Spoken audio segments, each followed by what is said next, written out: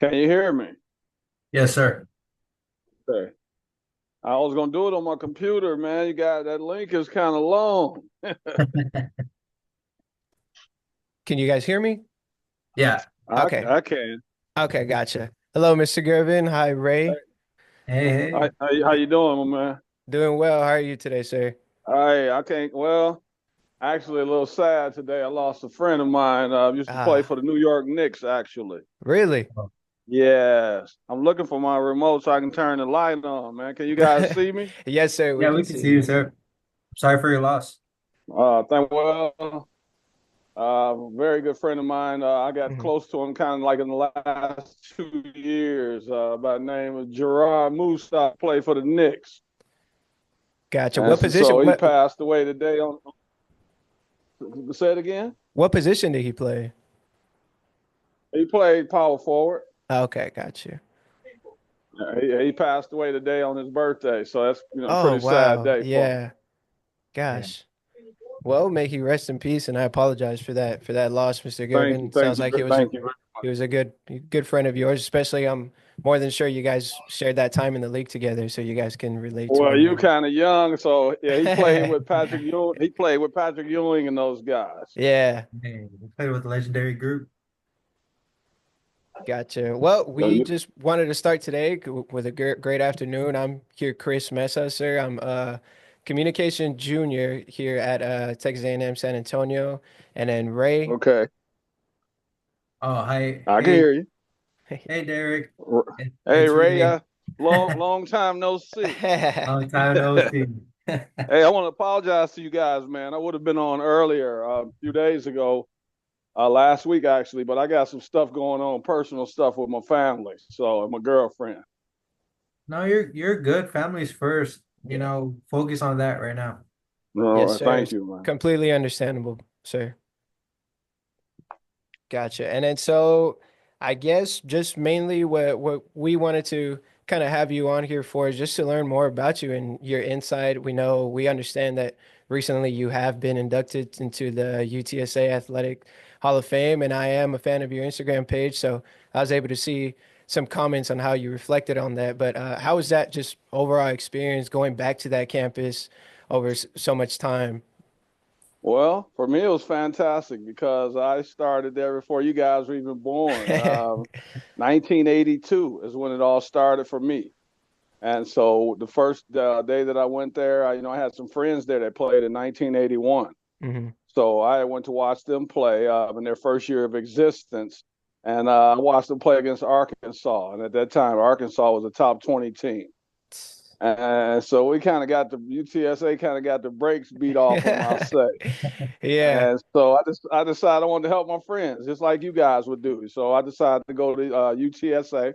I called University of Texas in Austin and told them thank you for reaching out to me and showing me the love that they showed. But I was going to decide to stay here in San Antonio, my new home, and I was going to try to get my guys over the hump here at UTSA. There you go. Roadrunners up. So I gotta ask, you have some records still that haven't been touched. So I gotta like, what does that mean to you to have some of your records just that's gonna be there for the rest of UTSA history? The meaning is not the same to me because some of these guys that broke my records, like Javon Jackson, Hmm. they're friends of mine, and so I got to play with meet him and Keaton Wallace. Of course, now Keaton is with the Atlanta Hawks, Yeah. so he made a roster. So I talked to him a couple of days ago, so I'm very happy about that. But I mean, records are made to be broken, Of Right. course. and I know you guys might know that Klay Thompson broke my brother's record for scoring for points in one quarter. He scored Hmm. 37. Oh And wow. George had that record since like 1978 or 70. Yeah, it's 78. A So long-standing I record. mean, yeah, he had the record for 30 years. So records are meant to be broken. And I mean, who better to do it than some guys that you really like, that you're cool with? It's the new generation. So I don't mind. I'm just glad that I was able to kind of put my stamp on UTSA. And I expect records to be broken, but one record they can't break is I went into the Hall of Fame last There week, you go. so that There you that go. that's a better feeling. That's more of a stamp and an achievement than a record of anything else. Yeah, of course. Well, my teammates couldn't do it without my teammates. Yes, They sir. helped me. I have to say that I always give them the love that they deserve. My teammates and my coaches. I have to mention my coaches as well. My one of my coaches passed away a few years ago, Don Eddy, and so I want to give him a shout out to him. Neville Shedd, who also played in the movie Glory Road. If you guys remember the movie Glory Yeah, Road, I love that movie. yes. So you saw that movie, Yeah. Texas Western, Yeah. defeated Kentucky. So yeah, so I give them a shout out in there, Larry Gatewood and Terry Morris. All those guys paved the way for me, and I want to give them the respect that they deserve. Nice, awesome. You also even had your jersey retired in 2006. So again, can you take us back to that moment where they're like, okay, we're gonna retire your jersey, and now years later, you're into the Hall of Fame? Well, when they called me, the athletic director at that time was Lynn Hickey. So shout out to Miss Hickey. She actually came to the event on the 18th. She was there. I was surprised to see her. I didn't know she would be there. And she's the lady that looked out for me and went through all the records and called and apologized to me for me not being inducted into the first class. And so, I mean, it was important. That was important. But just the fact that my jersey, someone asked me the other day, would I let someone else use, bring my jersey out the rafters? And my answer was like, heck no. I'm just being honest with you. I Yeah, worked no, hard. I worked hard to get that number retired, and I Exactly. wanted to of stay course. retired. Yeah, no, that's completely understandable. You want to always go back up there when you get a chance and look up there and see, your hard work acknowledged for. Well, Um, someone recently. I'm trying to think who the NBA player let their jersey come out of retirement so someone else could wear it. really? And yeah, I can't think of who the player is right now, but it wasn't Derrick Gervin, and it won't be. For sure. And I know you did touch base on your brother's record and so if there's anything that you got that you felt that both of you guys kind of grabbed that motivation and where that want to kind of play basketball, where does that root from and like from you guys' upbringings? Well, being from the inner city of Detroit, we wanted to find a way out of the ghetto, I'll say, and Hmm. that was what we did the best. We loved the games. My mom had us in all kind of sports. My mom raised six of us, and she did it by herself. So she kept us in programs to keep us basically off the streets. Hmm. And so we tried all the different sports. I tried the football, the baseball, all of that kind of stuff. But basketball seemed to be, for me, the easiest way out. That was the game that I fell in love with. I love my football still today. I watch the NFL. I watch college. I actually went 13 for 13 on my picks Hey, Saturday for my okay. podcast. So, but basketball was the game that was most fun to me. It's a lot of, you get to shut your friends up, I'll say. Yeah. In football, you got 11, you got 10 other players.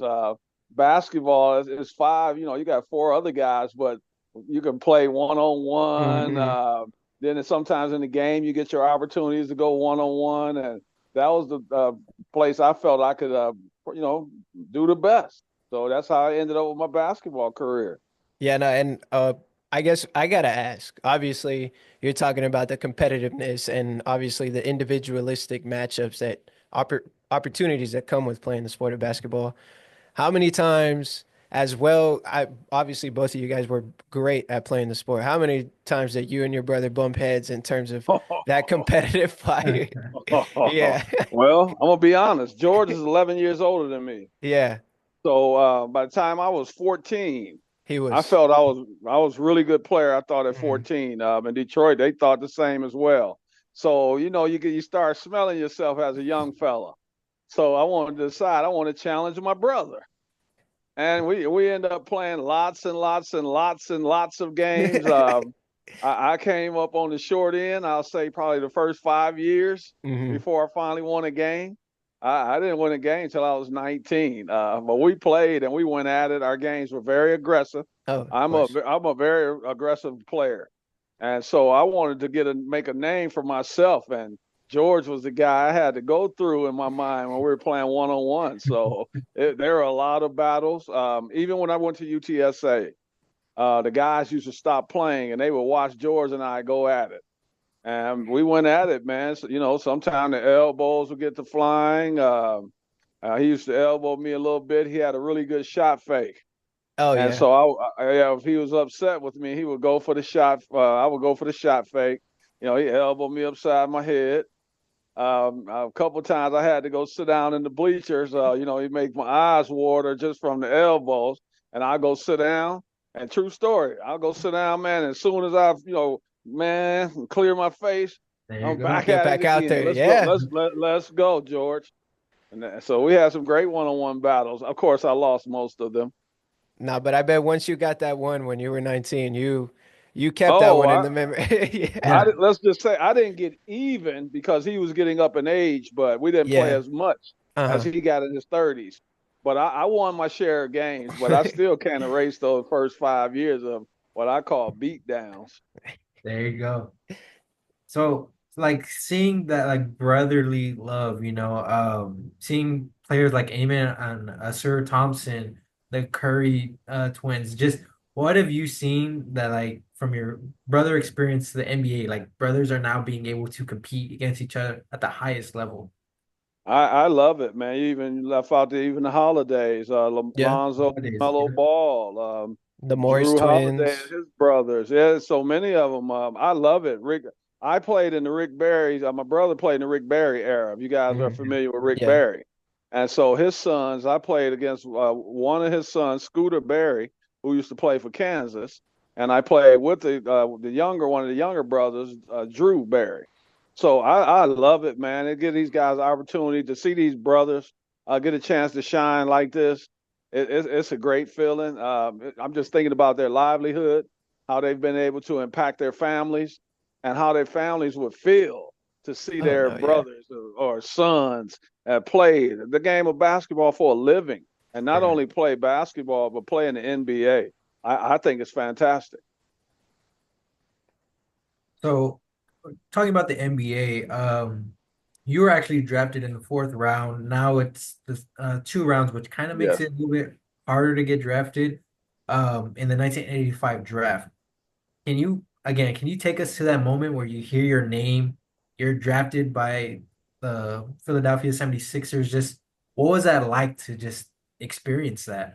Because I know it's a Ray, lot. it was I ended up getting drafted in the fourth round, but I was kind of disappointed because I had been hearing rumors. We only played when I played at UTSA. I played my freshman, sophomore, and junior year, and then I declared hardship. They called, and I left a year early. Mhm. But I heard people projecting me as late first round, and so Um, when I got the news when I was going, do you guys remember Will Levis, who's playing quarterback right Yeah, now in the yes. for the NFL? Titans. Yeah. Do you He remember at the fell. draft when he Yeah. was projecting and he had started doing some stuff on all these social media sites and he was talking like he was going to be a top 5 draft Hmm. pick and Hmm. then he ended up spending the entire day in the draft room with his In the green girlfriend. room. Yep. Yep. Yeah, so you're disappointed, and I was kind of disappointed because of our was expecting to go to first round, late first round.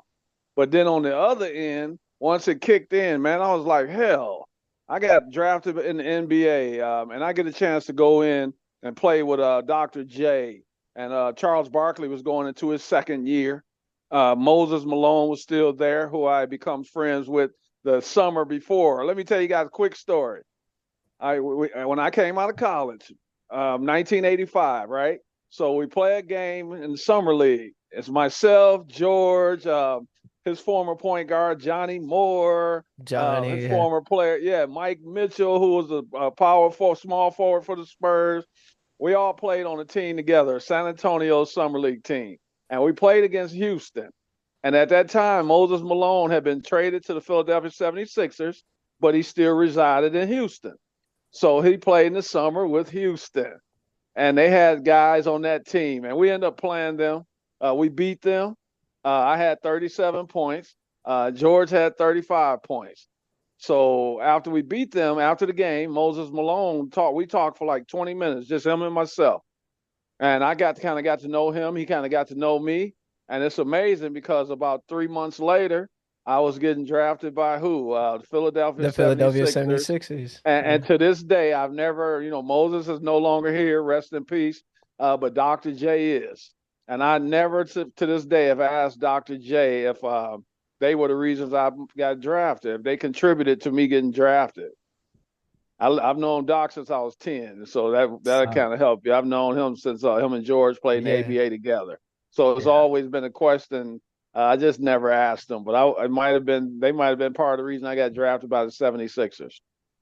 that's a No, huge honor. yeah, no, that would have that it sounds like it for sure, but that's a huge honor. Also, I mean, knowing him since you were that little, it's a very big thing to have for you as well.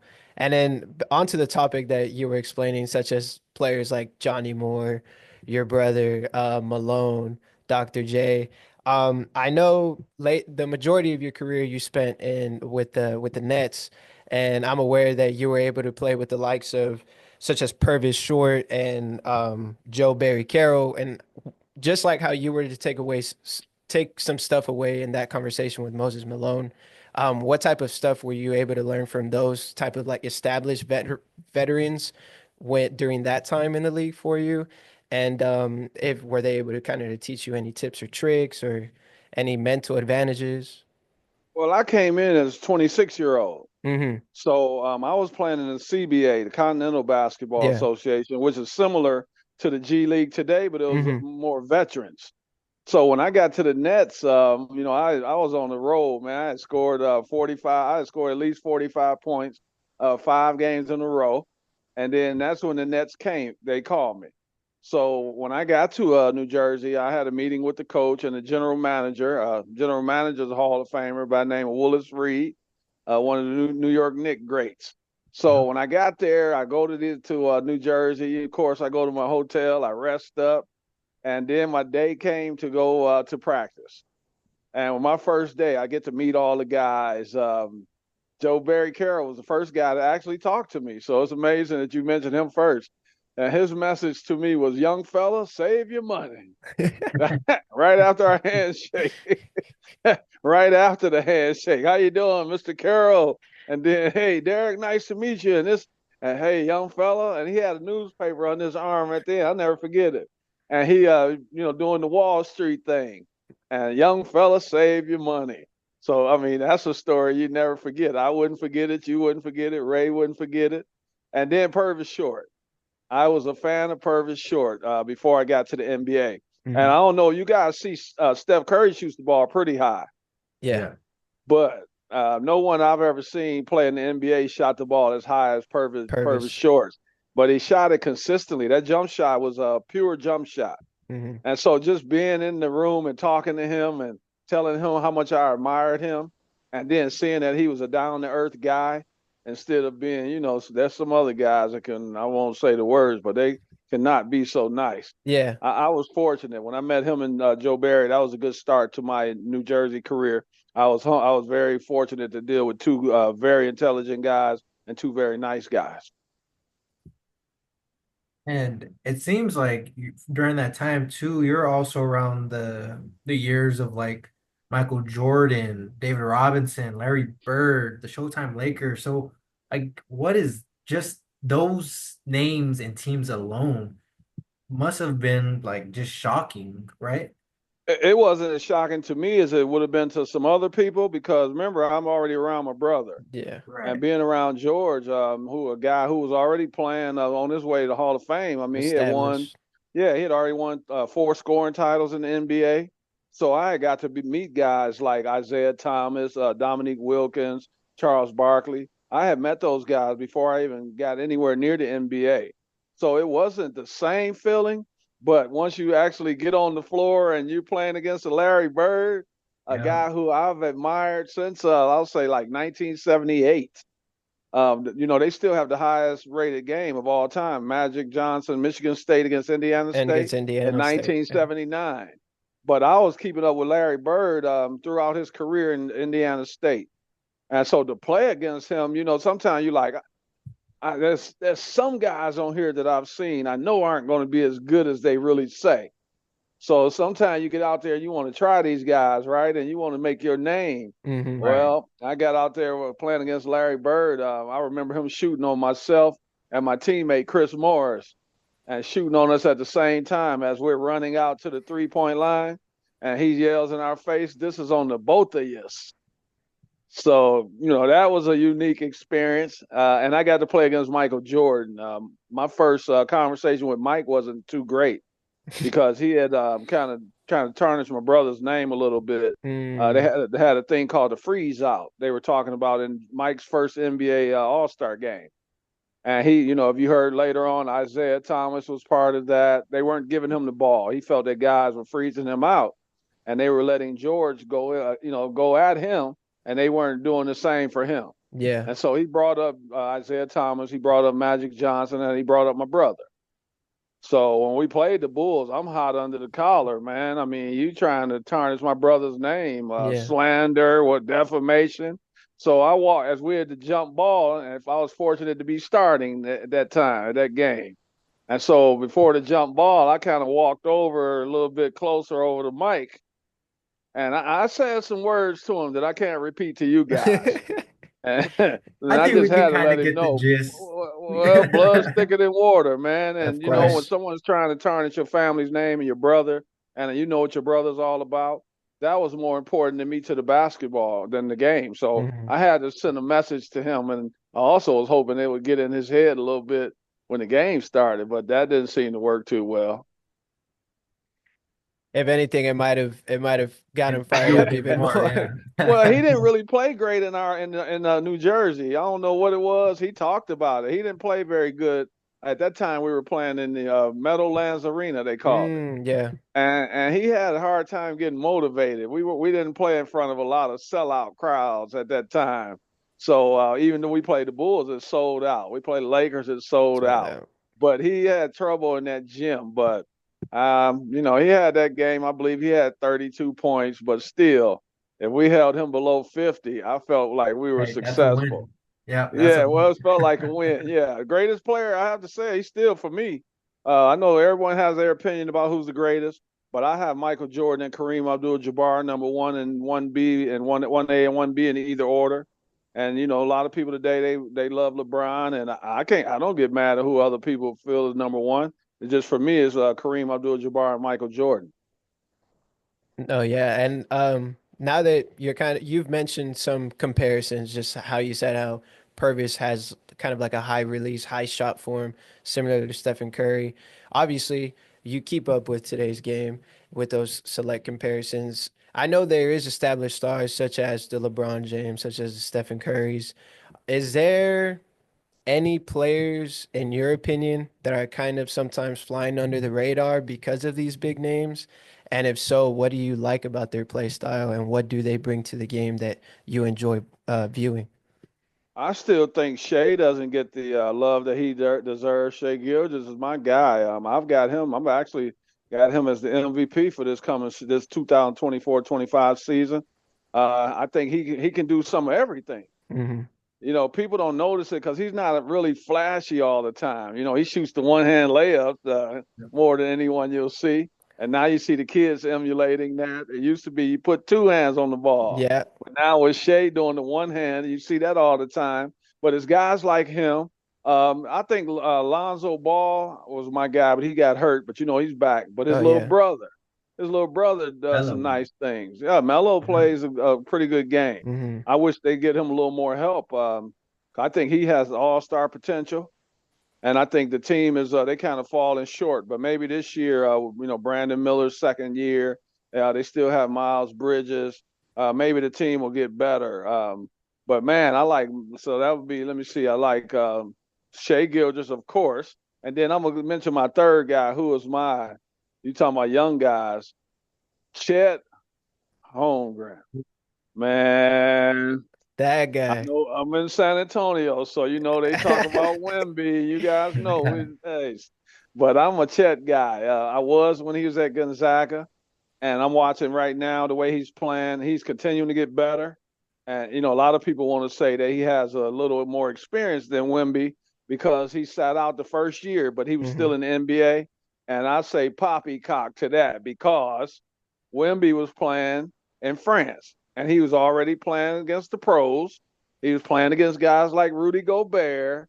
So in my mind, there are no excuses. It's just that Chet continues to evolve. And if you look at his game, you can't name one something that Chet's not good at. If Can you? anything, yeah, if anything, he keeps improving on the He, things that doubters seem to doubt him on, well, basically. people get upset with me because me being in San Antonio, they want me to support Victor, which I do support Victor. But Chet is my guy. I just think he's going to be a superstar, and I'm an OKC fan. I'm from the city of Detroit. But man, when you start talking about that team that they put together, they got a special team. And then you bring in Isaiah Hartenstein, who will be out about another 6 weeks with a broken hand. But Alex you bring him in Caruso. and look, man, hey, No, no, people better be fearing the OKC Thunder. no, I think it's funny that you bring this up because so Ray and I have our own show here on Mondays from 2 to 3, but we've established that. So I'm from Oklahoma City, but Okay. the majority of my family is from like a small little town outside of it. It's called Moore, Oklahoma. But obviously Ray, you could tell by his shirt as well. He's a huge Spurs guy. He's from San Antonio himself. We don't butt heads or anything, but I talk my talk about the Thunder, and obviously I have to back you up on those two. Look, Those guys are doing look, man. phenomenal. I played and I told you I played in the CBA, right? Yeah. Right. So one year, I got traded to Oklahoma City. Hmm. So I spent time in Oklahoma City, and maybe that's one of the reasons. But the reason is they just play good ball. To me, Mark Daignault is a very good coach. He's a young guy, but I think he's a great coach. They talk about Pop, they talk about Spoelstra and Mike Malone and those guys, but I think Mark is a great coach, and he's more than about X's and O's. If you watch the guys, even at last game, did you see all the guys how they all do the interviews together?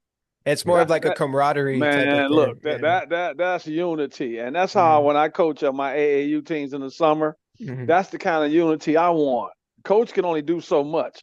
There's nothing like having a bunch of guys that they stick up for each other. They love playing together, and you see that. That's what Oklahoma City is about. And they even brought Josh Giddey into the camera with them last time with his Chicago Bulls jersey on. They still They show that they love still for him as well. Okay, so that's they probably my I would say second favorite team because I'm a Denver Nuggets. I'm not counting Detroit.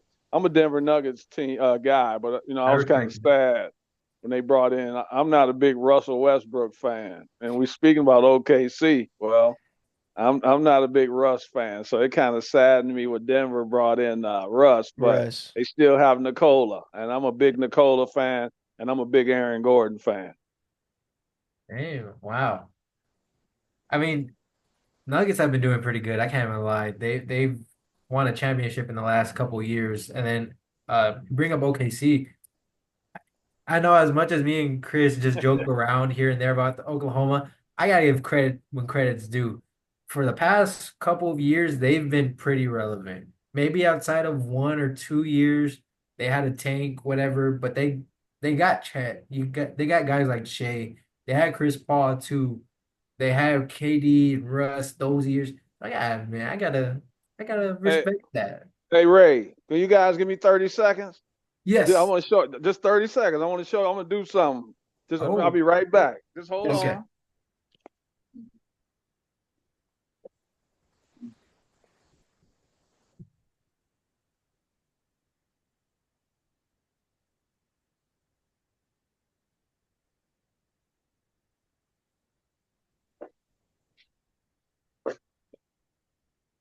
on. There you go. I didn't want you to feel alone, man. So here you go, man. You Hey, still thank you. See, all right. So I have to give you some love as well. And and let me say quickly about the Spurs. I'm a big Chris Paul fan, right? yeah. But if you look at the roster, Harrison Barnes is getting up in years.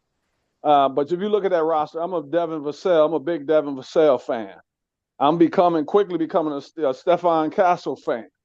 Oh, yeah. And I think Pop right now needs to turn Stefan Castle loose because the Spurs need scoring.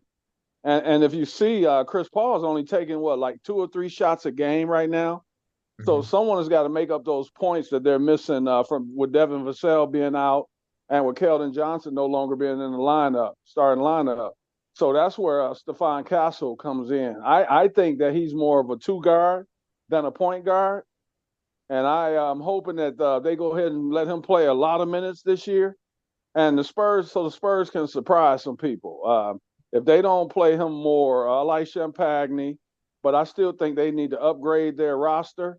And hopefully they do that before the trade deadline, Deadline. because I want to see the Spurs at least make the playoffs. And they got to keep up, man. And right now you're looking at all these teams, the OKC, Dallas, Minnesota Timberwolves, the Pelicans, the Lakers, the Suns, who I don't really believe in the Suns, the Warriors. There's so many teams out there. Houston's going to be better. So I want to see the Spurs kind of get in that mix. And I think Victor deserves that. I think he wants that. And I'm hoping they can at least make that happen where they can improve the team this year as compared to last year where they only won 22 games. Oh yeah, I mean, man, you're telling me because I was even surprised we even got CP and Harrison Barnes, which caught me off guard because normally the Spurs really don't make moves like that. And of course, CP3, the veteran, like it helps Wimby, don't get me wrong. And Oh, then yes. of course Castle, who not a lot of people were sold on him. A lot of people were, of course, talking about the Rob Rob Dillingham trade. Dillingham, sir. I wanted Rob Dillingham. I won't lie. Yeah. Yeah. They had the pick and they had the eighth pick. They traded the eighth pick. I wanted Rob Dillingham, but when I look at this Castle play, I Mhm. see he has a very good, big ceiling. And one thing about him is he's already know what he's tasted championships and playing at UConn, winning back to Yep. back. I With think Coach Hurley. that's very that's crucial for the Spurs when you have a young guy on there that knows what it's like. He's tasted uh, the pinnacle, I'll say, and so you can never replace that. And I think Victor likes having him around. It sure seemed like Victor likes him already, and that's never a bad thing. But I kind of want to see Pop go out with a bang. And by that, I mean just being in the championship conversation. Hmm. Spurs might not win the championship, but I would definitely want to see Pop at least have a chance to go out, on the high that he deserves. Oh, me too, man. We've all been waiting since 2014, the Kawhi Leonard drama, the years of LaMarcus Aldridge and DeMar DeRozan. We want that win too. Let's There go you go. Spurs. There you go. Um, let's kind of go back. Talking about you, of course. You actually have some unique awards uh to your name. So you're a two-time Israeli League top scorer from 1996 and 1998, an Israeli League MVP in 1995, two times honorable mention All-American. That's quite quite the resume for yourself, don't you think? Well, I led the CBA in scoring twice. I don't know why they don't mention that, but I actually, when I got picked up with the Nets, I was leading the CBA. I was averaging 32 points, and the next highest guy, who's a friend of mine still today, former NBA player Viz Askew, was averaging 26. So I had some separation even then. Yeah. But for me, man, it's always been about the team. I couldn't have done anything without the other guys setting the screens, fighting for the loose balls. All that stuff matters. And so I was a guy that liked to rebound the basketball as well. But I didn't take a lot of shots. I shot a pretty good percentage. Even in college, it's amazing. A lot of people surprised. But my freshman year, I shot 52%. So my sophomore year, I'm getting more shots, and I go up to 54%. And then my junior year, I'm taking another shot, or maybe one up another shot, and I'm shooting 56%. So the more shots I took, the better my percentage was. But I didn't ever want to just like overdo it, and I never wanted to forget about my teammates. So I kind of what they call it share the wealth, and that's what more important to me. Even I felt that I should have won a championship in 1992. My team won a championship in the CBA, and the coach was Flip Saunders, who used to coach the Minnesota The Minnesota Timberwolves, Kevin Timberwolves. Garnett, and yeah. Yeah. So Flip was my coach, and I still have teammates today that tell me I should have been the MVP, but I didn't get it. but in my mind, I did. So the fact that we won the championship, that was enough. So those kind of accolades are good for me, man. Just the fact that I left my imprint on the game of basketball. Yeah, and that's very impressive. And while on that topic, I know you're saying you never like to take too much credit for yourself in a sense that what's most important is like you were talking about earlier with the Thunder, that team unity, the plays that don't necessarily show up on the stat sheet, but that are just as important as those stats on the stat sheet. So here at our university this year, actually today is our first year that we're starting our own basketball program. So today's our opening night as well for both the men's and the women's. Since Congratulations. Well, good yeah, luck. Good yeah, no, no, luck. no. Yeah, I appreciate that. And obviously, you coming from UTSA, obviously, with time, they're a much more established university. And I'm not saying you guys weren't back in the day, but for example, the example that you said, you guys against Arkansas, a little bit of a mismatch in terms of experience and stuff. But I guess if you had any advice for any of the players here, any of the coaches on how to establish that team unity and how to get along together, especially with their first year, what would you say? It's easy. Just never believe that you're better than anyone else. It takes a team to win, and I'm not just talking about the five that are on the floor. Hmm. It's the ones that's not playing as many minutes. They're just as important as the guys that are playing the most minutes, and the guys that I got a lot of media publicity. I was down here in 1984. I was the Sportsman of the Year in the city of San Antonio and all of that. But the first team, I gave my teammates the credit because they were the ones that, like I said, that helped me out. And when things were tough, my friends off the court, they were the guys that kind of kept me in line. I was coming from Detroit, the inner city. So I came down here, I was kind of rough around the edges. And even last week in my Hall of Fame induction, I had one of my teammates stand up by the name of Ike Thornton. And I don't even know if I would have made it that through those 3 years without Ike being there by my side, man, through good and through bad, through thick and through thin. And so it's just about believing in all of your teammates, having the same faith in them that you would have in yourself. And if you feel like you're a superior or supreme player, try to bring them up to your level. And that's when things are not going to always go well. Don't beat your teammates down. You pick them up. And when you do that, that's how you build chemistry. And that's how you start winning. Do you guys notice what happens when Draymond punched Jordan Poole? What's happened to the Yeah. Warriors since then? Downfall. They haven't been the same. It happens, man. People only talk about on the court, but the locker room is just as important. And so you got to have good vibes in the locker room. You look at the Dallas Cowboys right now. You see players arguing with each other. Even yesterday was Trayvon Diggs. With the He's more media? focused. He's more focused on arguing out in the hallway with the guy who's just doing his job. That kind of stuff is what ends up getting you on an early vacation. So you have to be true to your team and you have to be true to the game. And if you do that, success is right there at your door. Wow, it's just I mean, you're right. I mean, you brought up the Cowboys. I'm a Cowboys fan. I'm more on the realistic side, but yeah, like you brought up, just if the team connection is off, it's gonna show on the court or even on the field. You guys all have to come together as one because the kind of that team that you represent, it represents everybody. So, like you said, uh, yeah, You saw it, Michael Parsons and DeMarcus Lawrence. yep, I'm not just a basketball guy. I'm a guy that loves all sports. George calls me the sports almanac. So I mean, hell, we could talk cornhole, pickleball. I love it all. But whatever you play as a team sport, you have to be true to the team. You can't be what I call a diva. You watch football. You guys watch football maybe more than basketball. You see Aaron Rodgers, yeah, guys that like to separate themselves from the players when things aren't going well. yep. That's not a good recipe for success. And so you have to come outside of yourself and you have to be true to yourself, to the team. And like I said, you have to be true to the game.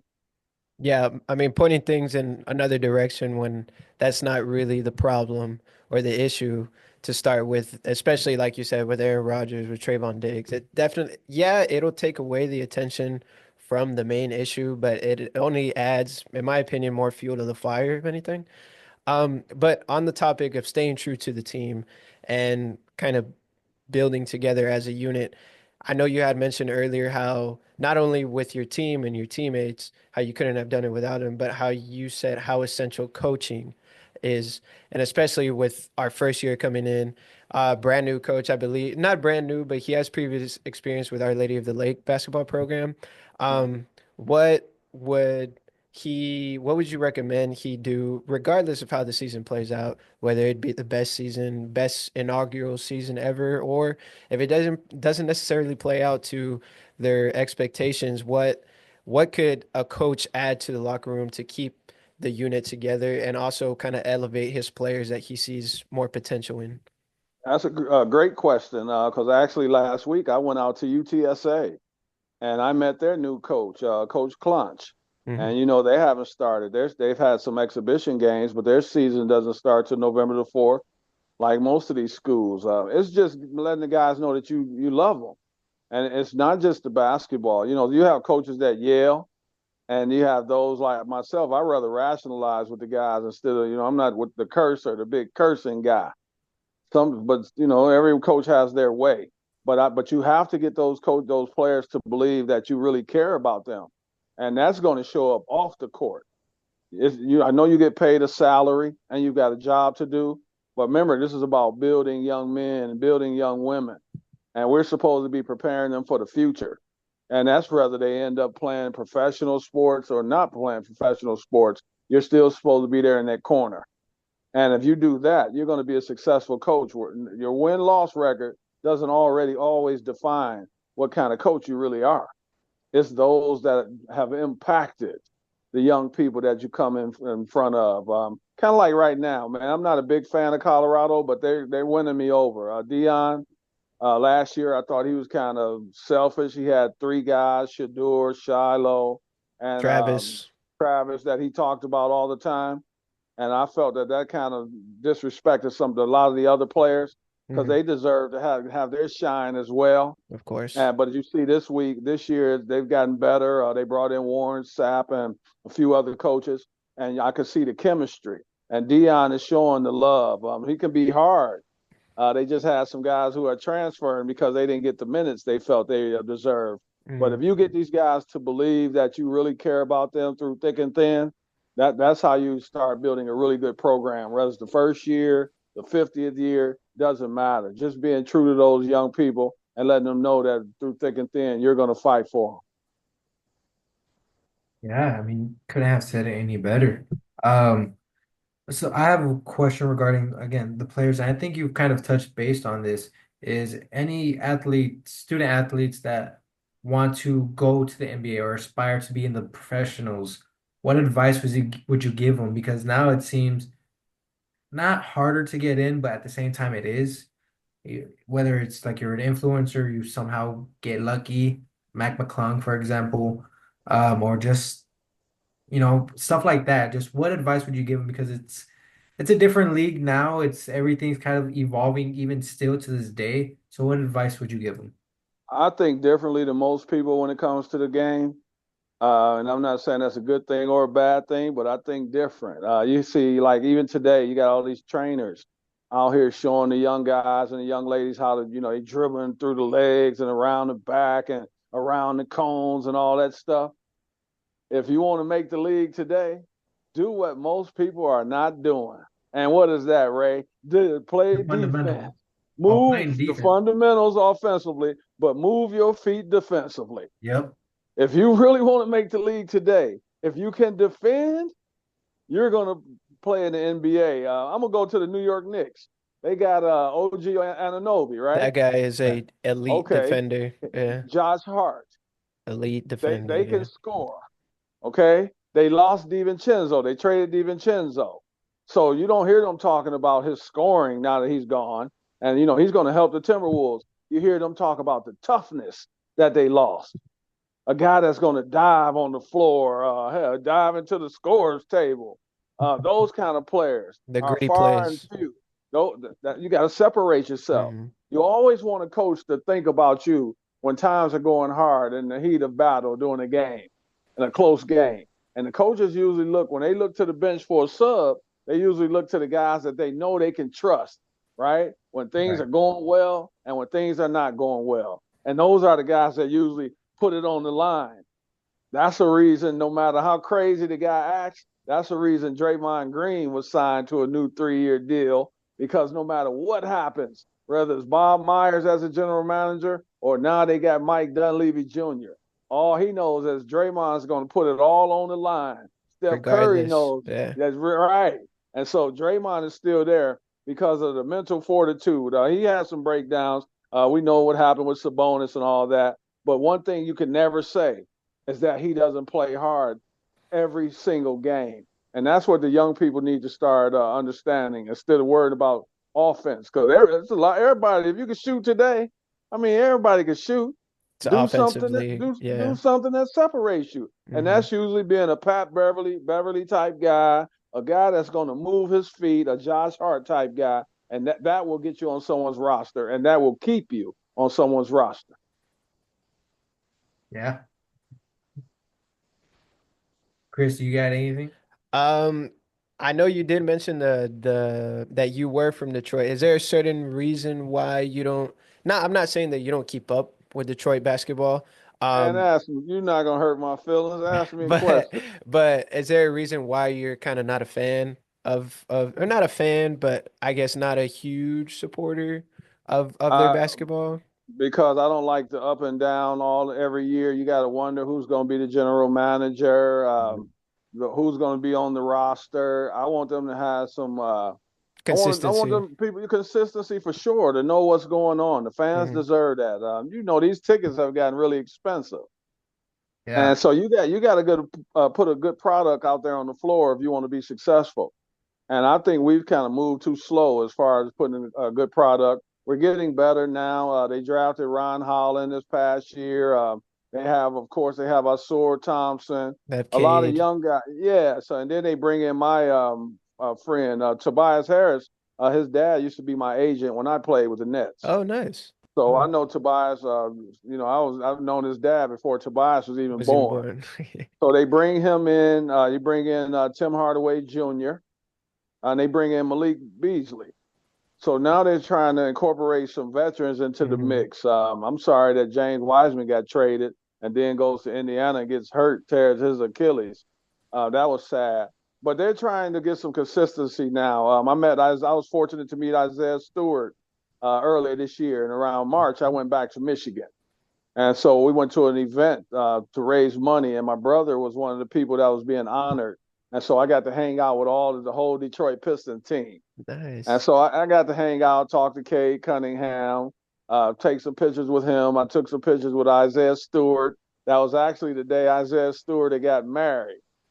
So Oh, I got to meet him and his wife on that day, yeah, the exact day. And so that right there kind of made me see that you got some good guys. And you guys know Stewart has some issues, got suspended. We know he chased LeBron around the court, wanted to go at LeBron last year. But when you're really around a guy and you get to talk to him and kind of fill him out, I'm not an easy guy to fool. And Mm. you can see young guys make mistakes, man, in this world, and they deserve a second chance, sometimes even a third chance, depending on how severe your incidents are. But I see them moving in the right direction. They bring in Bernie Bickerstaff Jr., make him the coach. Trajan Langdon comes in. They make him the general manager, former Duke Blue Devil. So that tells me that they're trying to move in the right direction. I don't think Trajan would have left the New Orleans Saints. I mean, I'm sorry, New Orleans Pelicans if he didn't think that the Pistons were trying to move in the right Right direction. direction. So I've always supported them. I just want them to be more competitive, and that comes from having a solid foundation, and that goes back to what you said earlier about the consistency. Okay, and then now on to you did mention them earlier, and I've been keeping up with your clips on Instagram on how you praise them. A team that is also in the same city, not so much in the rebuilding phase though. They just dropped a 50 piece this past weekend. all Your right. those Detroit Lions. How are you feeling about those guys? Hey, how are you feeling about your team heading into the rest of the season? I mean, they're looking pretty good. Dan, back onto the topic, like we were saying, consistency, keeping the team as a unit. If there's any better example on a guy in a squad that has everyone on the same page in the NFL right now is Dan Campbell and the Detroit Lions. How are you feeling about seeing that on a consistent basis, week to week? And just how do you think you guys will fare the rest of the season? I talked about them last season, right? And Mm. I was disappointed because you guys saw the playoffs and how we finished. We really should have beat San Francisco 49ers. We Y'all should dropped a have. lot of we dropped a lot of open passes, guys wide open dropping passes. So I just felt very good about the team. And then, I mean, everything's looking up. If you look at them this year, who's the best offensive team in the league? It's the Detroit Lions. Has to But be, yeah. the reason I picked them, the main reason, is because if you look at it, we have two running backs that are outstanding. We have Mhm. Montgomery and we have Mr. Jamar Gibbs. And Yep. I think that's going to make us a tough team down come playoff time. But I'm also liking Jared Goff because you guys know that Jared Goff was traded for who? Matt Matt Stafford. Matt Stafford. Stafford Yep. And Matt Stafford has brought home a championship ring. And I just think it's fate now for Jared Goff to to do the bring that same. same thing. Yes, we've never even been to it. We've never even sniffed the Super Bowl. So it's been 67 years now. Detroit has never been to a Super Bowl. Well, they talk about Mhm. 1957. I wasn't even born. So we haven't, and either where you got add our years up together. I mean, hell. It's a long time. Yeah. I just think if you look at it right now, I know Kansas City is undefeated, 7-0, but they haven't looked great. And Patrick Mahomes has not looked great. And to prove it, they went out and brought in DeAndre Hopkins to upgrade their offense. But Mhm. I just think the Lions over the course of the year have been very good. And they're hungry. They're upset about not winning last year. I thought we were the best team last year. I really did. And this year I've been high on them. I told everybody before preseason that the Lions were going to win the Super Bowl, and I'm gonna stick with that. And I just don't think there's a team in the league that can outscore us over 60 minutes, and that's the main reason I'm picking them. No, and Yeah. yeah, that's a Okay. great point. On that topic, I know you guys, well, I know Ray stated his favorite football team. You, sir, have stated your football team. It's now my turn. Hear me here. We might have a little standoff here because we're in the same division. But I'm a Green Bay Packers guy. Obviously, we got a crucial win really, the only crucial win that we got last year that kind of pivoted our season a little bit was the Thanksgiving game. Which, if you're asking me pregame, I was not expecting us to win that game either. Um, but what are your thoughts about the division? I mean, we saw this past Sunday the way that Commanders and Bears game finished. Fair, oh boy. Yeah, it was Yeah. insane. Yeah, It was It's but the crazy. best division. I'll say this before you. It's the best division in the league this year. yeah, no, and I don't think anyone would have thought that as well. And the Bears have an outstanding defense. Lions have a great offense. Packers have been kind of middle in the pack, kind of going up and down in terms of that division. But all four teams, even the Vikings, are still winning record. Do you think any other team aside from the Lions, whether it be in that division or that conference, can make any noise? In that division for me in that or conference, I'm on that Packers bandwagon. I got them in my top six teams. I got the Lions, the Chiefs, of course. I got the Bills. I got the Ravens, the Commanders, and the Packers in my top six. And so anything can happen. Jordan Love's only going to continue to get better. And I think we've seen that Aaron Rodgers, it was time for Aaron to go, as we can tell. And Yeah. the Packers would be the team I would be the most nervous about come playoff time as well, if everybody stays healthy. Mhm. I just something about playing them, playing in that place, man, where he's the cheeseheads and the history of Green Bay. But in that Yeah. whole conference, for me, that would be their toughest competition. Everyone else is over in the other conference, and that's the Ravens, the Chiefs, the Bills, who I picked. Just so you guys know, I picked the Super Bowl. I do all this because we do a podcast as Mhm. well. And Yeah. before the season, I picked the Super Bowl, and I'm a big Josh Allen guy. So I'm looking at, for me, the two teams that wear blue. You know who they are, the Buffalo Bills Yeah. and the Detroit Lions. They have a lot of similarities. They And do. and and I yeah, and I think that's the Super Bowl if everyone were to stay healthy. But for me, it's the Lions, and of course it would be Green Bay in that conference. I mean, It must be nice to have a winning record. My team cannot get a win to save their lives. My goodness. Who was your team? The The Cowboys. Cowboys. Well, I mean, look, this is the problem. This is the only problem with the Cowboys. Well, there's two problems, three actually. Jerry Wow. Jones, Oh, yep.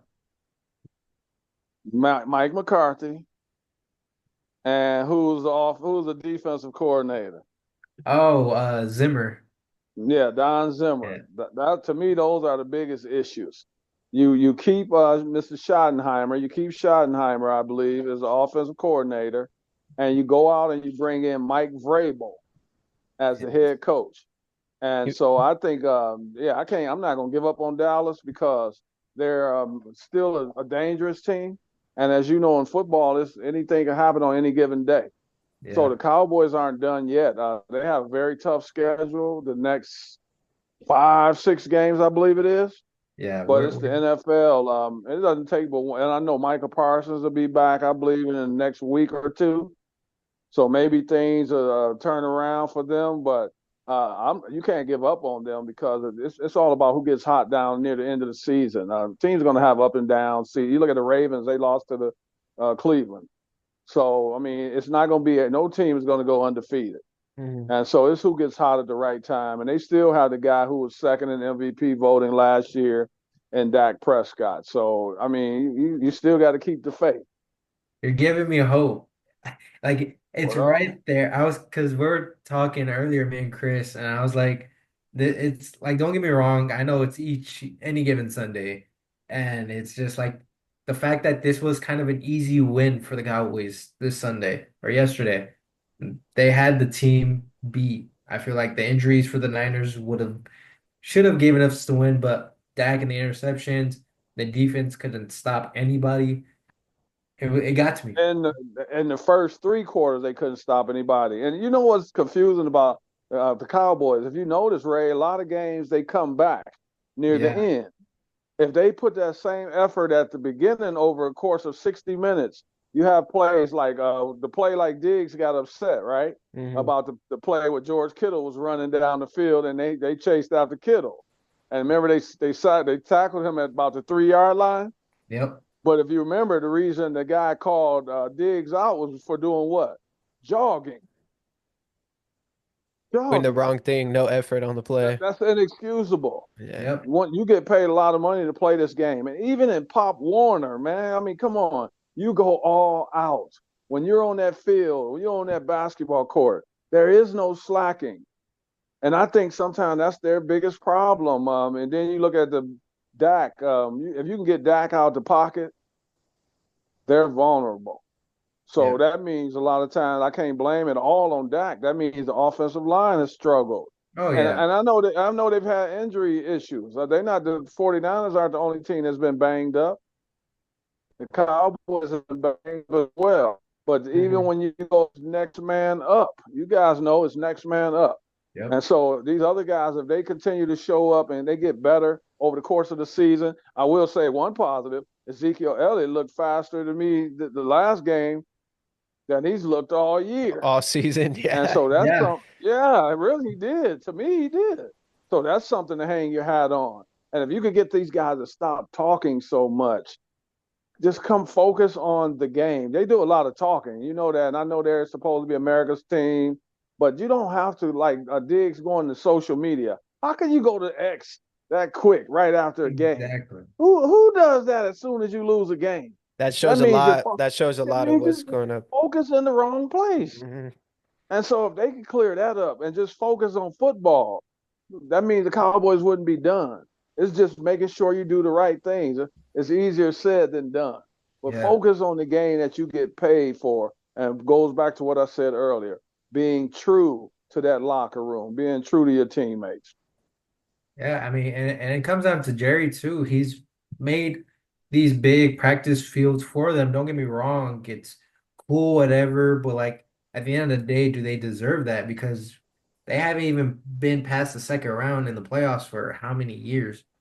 They just I'm more of those like you have to earn those big things. You Yeah, can't I- you're handing them like a big stadium to practice in to show off yeah. everything their history. Jerry World. World. Jerry Jerry World. World. On top of But you that, guys got to remember, Jerry is the best businessman He's a in the NFL. businessman. That's he what he But the is. is. general manager is not what he should be doing. And I No. thought he was stepping away from that anyway. I thought he was going to give Steven more of a role where he was the guy that's going to be running things. But if we see Jerry can't get out his own way, He can't. and that's the problem, man. It filters down to some of the other guys. So now you got Micah Parsons, who even though he hasn't been signed yet, he's talking like he's already got his new deal. And when you got stuff like that, your team is going to suffer. And you know you need to go be focused, be that leader And in the locker sometimes, room. yeah, Yeah, sometimes still there's a get. lot of noise about him kind of like doing his own He podcast, too talks a lot, focused. man. Yeah. He talks a lot, and then you're showing your teammate up on the sidelines. Yeah. And then you saw the same thing with CD Lamb one time when he was talking a lot of nonsense to who was that? Zach Martin walking over there with Dak, and Yeah. CD was cursing him out. And see, Dak handled it like a professional. He Just just kind of, kept it moving. Yeah, hmm but that kind of stuff filters into the locker room, and then you Yeah. start getting players. It causes dissension in the locker room because some players like CD because he's young and they hang out with them, and then some players like Dak. So you have to eliminate that kind of stuff and just focus on the big picture, which is yeah. getting your team over the hump. Yeah. Like you brought up earlier, it's a team sport. You got to keep everybody accountable. You can't just it's there's no I in team. I mean, we all know that saying, and it's true. Like you brought up like Micah. I love Micah. I'm a big fan of his, but I remember I believe it was his rookie year. He was scheduled to be on First Take every Tuesday. And I was like, dude, I mind you, it's his rookie season. I get it. But you shouldn't be going on no talk shows, especially if the Cowboys lose. Because again, Cowboys lose, they're gonna go to you to try to make it seem like you're throwing your own player under the bus, and you can't do that. You gotta focus on the game, focus on getting better each and every week. And with the podcast, I'm like, dude, okay, I guess it's the big thing now, don't get me wrong, but again, you shouldn't be focused on the podcast.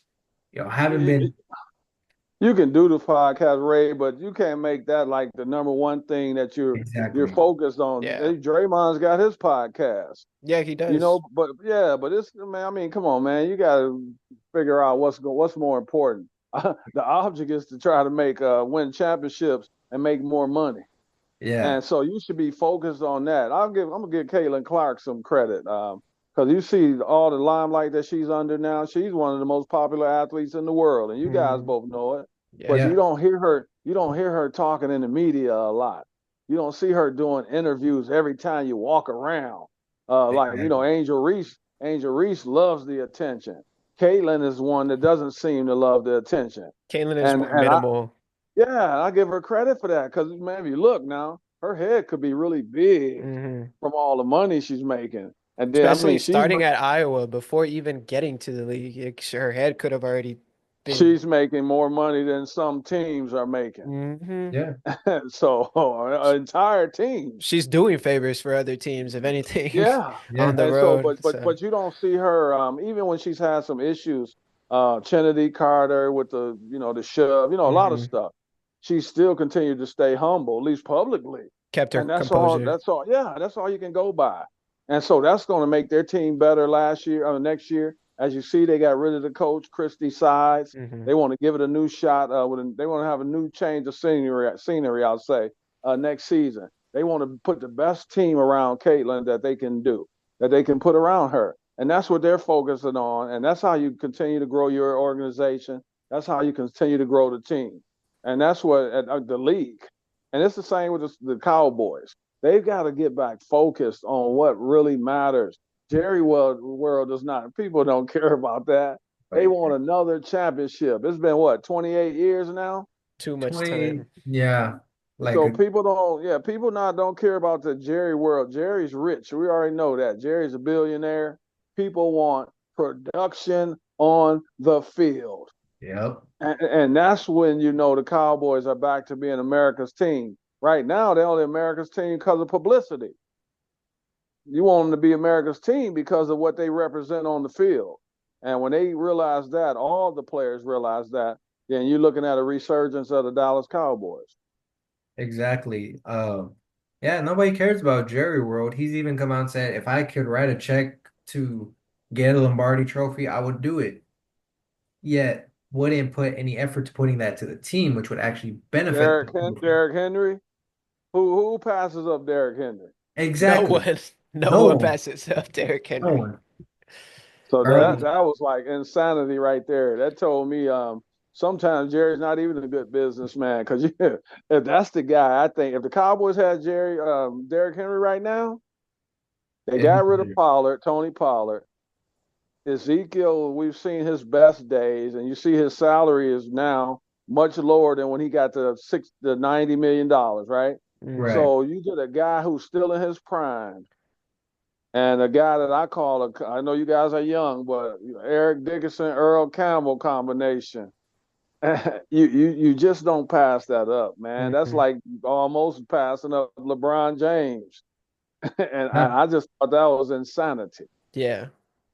Especially if you have him starting and then maybe have Zeke take those RB2 reps, doesn't get maybe yeah, he doesn't get as much action, but because of that, that might be a benefit to him now that he's a little bit older in age and like you said, maybe not as crazy of a contract. I feel nowadays when, especially if it's like that contract year that, okay, these athletes are trying to get their next big payday or whatever the case may be, I think that adds more motivation nowadays to their performance more than anything. But yeah, It shouldn't be about the money. But it even like shouldn't. Yeah. yesterday, if you see how the Ravens lost yesterday, all you gotta Mhm. do is go look. For me, I don't even have to look at a lot of the stats. I go straight to how many carries did Derrick Henry have, and what did he have yesterday? About 11 carries. Yep. Well, there's your L. Yep. So you need a guy like him because when is he the strongest? He's the strongest in the fourth quarter. Hmm. And so for you not to utilize a guy like him, I'm like, come on, John Harbaugh, what are you doing, man? And so it's just the little things. And in the football, all the little things matter. And it's the Of same with the course. Cowboys. So Jerry needs to step aside, just stop being so much in the limelight. Let someone else run that. And then if he does that, man, the Cowboys are going to be dangerous once again. And Oh on yeah. the topic of I guess of women basketball, I know you mentioned Caitlin Clark, likes of Angel Reese and stuff like that. Um, I think now well, at least in my lifetime, in modern times, obviously back then there wasn't that much popularity, nor I don't think anyone would ever had thought of women basketball being as popular as it is now. And in my opinion, it's only growing year after year, which is a great thing, I Yeah. think. But like back to the topic of us being in our first year as a university, again with a men and a women program, I still believe, not in my opinion, I'm not in favor of the scrutiny and the criticism that women sometimes get in just athletics in general. Mhm. Um, what would you have to say, especially when facing that type of criticism and that type of adversity, especially with a growing program, your inaugural season? There's going to always be, well, no matter what you do, there's going to be people that criticize you, right? Mhm. But as long as you feel you feel secure within yourself and what you're trying to build, I mean, it goes with the territory. You Mhm. got a lot of people. What sells? You guys know what sells. Negativity. Of Yep. course. So no matter what you do, man, you could be the nicest person on earth. You could be the best general manager, the best athletic director. As soon as suffer through a few hiccups, here come the naysayers, right? Yep. Hitting you So you down, beating prepare, you up. yeah. So you prepare yourself before that. You got to expect that going in, and basically, it's kind of you got to today. And this might sound crazy to some people. You can't spend so much time on social media. You can't. Yeah, because a lot of people that are on social media, Kevin Durant's on social media a lot. Too much. Yeah. Yeah. Yeah, and it's usually because someone said something that has got under his skin, has offended him. And so when you go into a program, you building a new program, you got to start off with a positive attitude because you got to think of all the ones that you're going to impact on the way, Mhm. the students that'll be coming in next year and down the line. And even with the UTSA with the basketball, I wanted to put a school on the map. So I wanted to do it by having good behavior. It wasn't just about me being one of the leading scorers in the country or getting a lot of rebounds. It was about building the foundation. And the foundation is what's going to get you over the hump. It's how you guys conduct yourself, how the ladies, how you carry yourself. And that's the same when you're dealing with athletic directors, when you're dealing with a new program. You want to be you're going to be visible because people are going to be checking you out. And you got to always remember, a lot of people want you to fail. Mm-hmm. Yeah. And so you just go in and being confident in who you are. And as you're doing that, you're already starting, you're building a foundation. And you just continue to trust the process. And remember that this is one day at a time. And if you do that, you're starting off on the right foot, no matter if it's the first year of your program, fifth year, it doesn't matter. And that's how I felt at UTSA. I was blessed to have some coaches. I fought with my coach my freshman year because I wanted to be a faster paced team. Mm-hmm. So we butted heads. But as I started to see how much he really cared about me on the court and off the court, we both kind of, gave in a little bit. We met in the middle. And as we started doing that, you could see our program starting to develop. And then by my second year, we ended up winning 20 games. We were the second best independent school in the country behind Notre Dame. And it started because we had good character, and all the guys believed in each other. And on our shorts, the back of our shorts, our coach had, you guys, this might be funny to you. On the back, we had orange shorts in practice. On the back of them, there was a white writing that said "Team Above Self." And I thought That's that was nice. kind of crazy. I'm like, what is this guy doing? Remember, I'm from Yeah. Detroit, but you could see it started to bring unity within the Mm-hmm. team. And that's the same when you start a new program. That is truly awesome. And that's as a player and as a person, that's especially with today, the world, the craziness, that's all that same thing still applies even in real life. So just we all just unity, we all need to come together, all that stuff. So that really means a lot.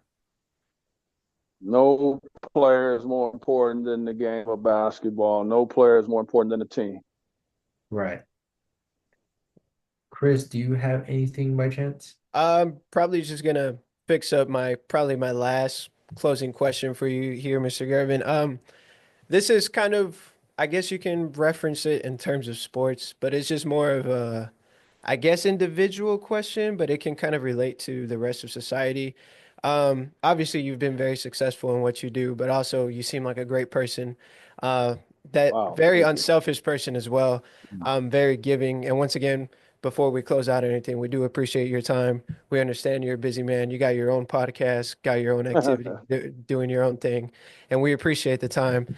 But seeing your accomplishments and your success, and obviously still being humble, even with everything, and still being grateful and blessed with everything that you've been given. Um, what still motivates you to be the best version of yourself to this day, even with everything that's not necessarily been given to you, but all the adversity that you face, like saying growing up in Detroit, kind of the opposite of anything of team above self. It's if anything, then it's self above all, to then buying into this motto of team above self, but not only like Ray said, not only in athletics or in a team sport, but just kind of in life in general.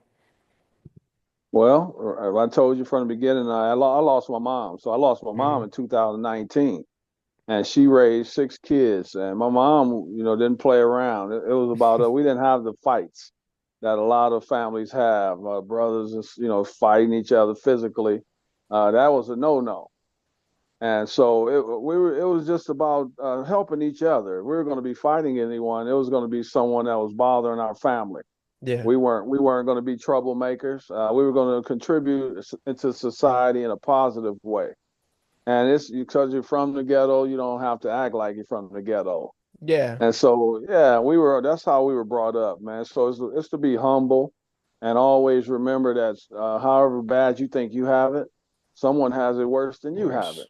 Of course. Yep. And so I'm proud of my family because right now, you guys probably don't even know it. My sister is the state representative for the east side of San Antonio as we speak.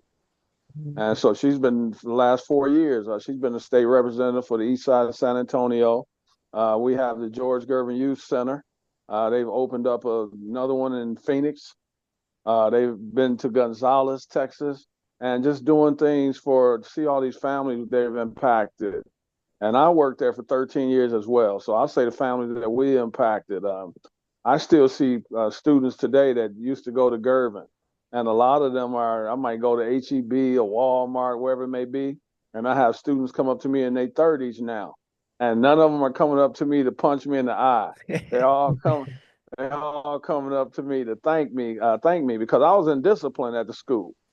And I Mm, didn't, like I told you guys, I didn't do the yelling and all that. I tried to rationalize with the young people, even though it was classified as an at-risk school. mhm. But I didn't believe that. I believe a lot of times the way you treat people, if you treat them more right, they'll respond to you in in a very positive way. And so that's how we've always pretty much been brought up, man, our family. And we've continued that tradition, I'll say. And it's to make our mom proud. I know she's still smiling down on us. And to have two sons that have played in the NBA, sister, state representative, the CEO of George Gervin. I have another sister that worked there, was a chief of finance. We've done a lot, and for me, it's the community stuff. And I even talked about that in my Hall of Fame speech. I kept it short and sweet, but I thanked all the families that we've impacted. That to me, that's better than any basket I've ever shot or any pass I've ever made. It's just giving back to society, and our legacy is not based on finances. It's based on helping other people. The same way you would want people to help you. We all have challenges in our lives, no matter how much money you make. It's at the end of the day, what you're going to be judged on is your character, and that's what we try to live by, and that's what I try to live by. Yeah, no, that sounds great. It sounds like Exactly. that motto and that message has really kind of lived through your family and kind of gone down in terms of your family members and its generations in terms of giving back to the Can I tell community. you something quickly before we get off? I have Yeah, no, friends in of Detroit, course. so I got Detroit, and I have so the way I speak. You hear the way I speak is the way I speak, right? Uh-huh. So I've had Yeah. people tell me, and I'm gonna be honest, that I talk like a white boy, a white guy, and I'm like, what does a white guy talk like? Yeah. I mean, you want to always sound educated, right? For Hmm. me personally, I always wanted to be able to talk to a homeless person, a lawyer, a doctor, the president, whoever it may be, and sound like I had some kind of education, some form of education. Yeah. And that was always important to me. And I'm going to stick to that to the day I die. And that doesn't have anything to do with being black, white, Hmm. Chinese, it does Asian, Chinese, any of that. I could be Puerto Rican. It doesn't matter. You try to be the best person that you can be. And that's what I've tried to do. And I'm proud of my family for trying to do the same thing. And it all comes back to my mom. So I have to give all the glory to her. Credit to your mom for establishing that type of kind of standard for Excellent. for you Yeah. guys as family.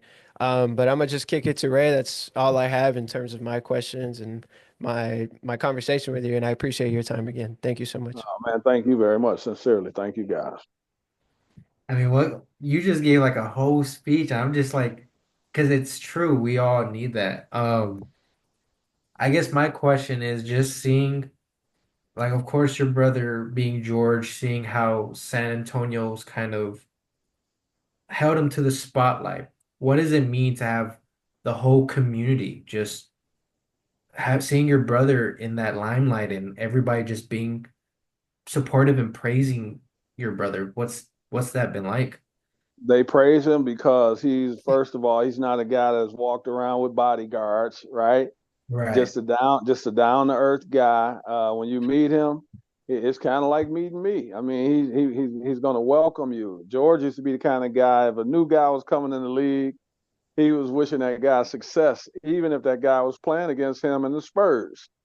Mhm. And the people here in San Antonio love him because when they go out and they see him at the restaurant or wherever it may be, I'm not going to name restaurants, but Yeah, of course. when he sees people, man, and they talk to him, they're surprised that he's so down to earth. And And that's just go ahead. it's funny because I'm actually trying to find a picture, but I've actually met your brother um a couple years back. It was the Spurs 50th season. They were doing Mhm. the Ring Yeah, series because I went documentary? down. I actually did an interview myself for their 50th anniversary. I went into the AT&T Center. I was in the Spurs locker room. David Robinson's got some gym shoes in there. They got a robe hanging up of him, Tim Duncan. So yeah, it was the 50th. So did you met George at that time? Yes, I'm trying to find a picture, but just talking with him, I believe had his autograph right here.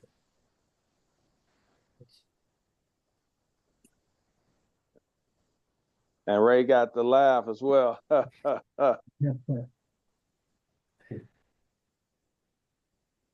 Oh, nice. So like just talking with him and he was telling me like about the player in his picture and just seeing how he was, you could tell he's very like humble, easy to talk with, and just now meeting you, it's like so it's a family thing. Just you guys are really humble, down to earth, treating like everybody with respect. So I gotta say, like, Hey, Ray, we were fortunate to play in the NBA, right? right. So you take away the NBA or you take away our college careers, we're just human beings like anyone else. Yeah. And so sometimes people forget that when they're dealing with so-called stars and all that. In my mind, I'm not a star. I've never wanted to be. I just wanted to be a star as far as how people felt that I treated them. And that means more to me than playing the game of basketball or my favorite sport, ping pong or table tennis, whatever you want to call it, because that's my game. But the game of life is even more important. So just being true to who we are, man. We were raised to be good people. We're going to continue that until the day we die. And I want to continue to make my mom proud. And as I get older, I want to continue to try to be nicer, and that's my goal. It's not to play basketball anymore. I'll never be an NBA or college player again, but I can continue to try to strive to be a better person, and that's what's all of my family. That's what we're working on. Just what a great way to end that. Just I don't know, that deserves a clap, man, because it's true. We Wow, really do thank you. need that. Look, Or- man, back to you. I meant what I said. I'm sorry that it took me a couple weeks to get back to you guys. But stuff happens in our lives, and I'm not the type of guy that's gonna put you off. When I tell you I'm gonna do something, an interview or whatever, I plan on sticking to that. If I could have made it down there in person today, I would have been there. But this was just as great, and I got a chance to spend the time with you two guys. And I hope I wish both of you well because I think your futures are on the right path. And thank you for even wanting me to be on the show, even reaching out to me. Yes, sir. Or No, of course. We appreciate, just like you said earlier, this is a game of life, so we completely understand yeah. life is things happen, things come up. You have to take care of what you have to take care of, and it's completely understandable. Don't Look, don't man, look at worry my about it. friend. Look my friend I told you about. He passes today on his birthday, his 55th birthday. And he was another guy that was doing a lot of stuff in the community, opened up his own youth program. So I Hmm. want to send my condolences to Gerard Mustav's family. And, he's going to be missed as well. And for me to come in contact with him the last 2 years and develop a relationship with him was great for me, man. I reach out to a lot of these guys that people are wondering where they are, and I still have a contact with these guys, and then I bring them on my podcast if I can. And we're only gonna live one time, man. So we continue to just try to be the best person that we can be. All of us we're never gonna be perfect, but let's continue to strive to be as close to perfect as we can. And that just comes with maturing in life and just trying to do the right things. Of course. And are we able to find your podcast name on your Instagram page by It's chance? sweep the league, but I'll get Sweet. it to you guys. Sweep Okay. the league and Ray. I thought, yeah, Ray, you met Yeah. Rudy and you met Rudy and Shemaya. Yeah. I'll send you the information, and you guys, hopefully, you can check out this show, man. And if For you want to sure. ask questions, we want you guys to come to the show. We talk football, we talk basketball, we talk to women, WNBA, For NBA. sure. We talk a lot of college football. So yeah, check out the show, and I'll email you or I can text you the name of the show and what time we go on in the evenings. For sure. Yeah, I would love to check that out. Ray and I basically do the same thing. We're Yeah. sports nerds ourselves, if anything, if that's what we We classify. support each other, man. Just There because you we have our go. own podcast, I was on the podcast last week, not in this house, and so we've supported their podcast. I think it's a very good podcast. I was on the show the other day on 760 AM The Ticket with Andy Everett. That's a big show down here, in San Antonio. Hmm. It's not about us, man. We try to grow together, and I want every program to do well. I want every podcast to do well. So that's just who I am. Well, thank you so much for giving us a try. You're actually our first Yes. interviewee So of the show. So what a great Wow, way to right? kick it's an off. honor. Wow. I'm the first one. You're our Yeah, first feature. Yes, sir. So I'm the first it's of an many. honor. Yes. Thank first you. one. Thank you, guys. I'm honored to be on the show, man. Even if it wasn't the first, I think you guys, like I said, your future is bright, and I think you'll continue to excel. And I'm wishing you guys well as you move forward. Thank you so much. Thank That you. truly means a lot. We Yes, were we wondering, could we take a picture? Because we're also gonna write for our newspaper as well. So can we take a picture? How are you going to take it?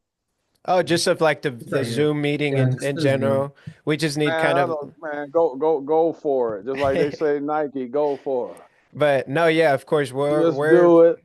we're for sure gonna write an article about not only this conversation but you yourself, Mr. Gervin. And as soon as that comes out, we're both gonna actually participate in it. I'm not too sure if this is gonna be Ray's first article with Yes. our Mesquite. Our journal is called the Mesquite for Texas A&M San Antonio. But Okay. same thing with me. This is only probably gonna be my second story. So we're both rooks, but we're very excited for this opportunity. And once again, thank you so much. It's an honor. Thank you. And as Nike say, just do it. And Just I'm do it. gonna try to stay around for many years, so eventually you guys can call me Derrick. Yes, sir, of course. And one last thing, obviously, no pressure. If you ever can or have an opportunity to come check out one of our basketball games, that'd be an honor. If you ever have time, I don't know if it's Oh, the what do you campus mean if is. I have time? You give me the information, and I'll make time. Yeah, no, of course. Once again, we just started. It's our inaugural season here. It's I'll send Ray the information. I know he has your contact information as far as that. Yeah, But yeah, no, I'll take a look at the schedule and we'll see. Hopefully, can get you down here. I'm going to high school games this year, man. I got to go see Johnson High School, Central Catholic. So that's what I do. But this your first year, so that's when to me, you need the most support to get There off you to a go. good start. So I'll be glad, and you guys just get the information to me, and you will see me at a game. Thank We you. love We to hear appreciate it. that. You're welcome. Alrighty, well, that'll be for it for me, Mr. Gervin and Ray. We appreciate your time this afternoon again, and you have a great rest of your day and a great rest of your week. Same to you. You guys have a great day as well. We'll talk again soon, hopefully. Yes, Yes. sir. Stay All right, blessed. take care. Bye. Yeah, stay blessed, my man. You have a good day, Ray. You too, sir. Wow, very nice.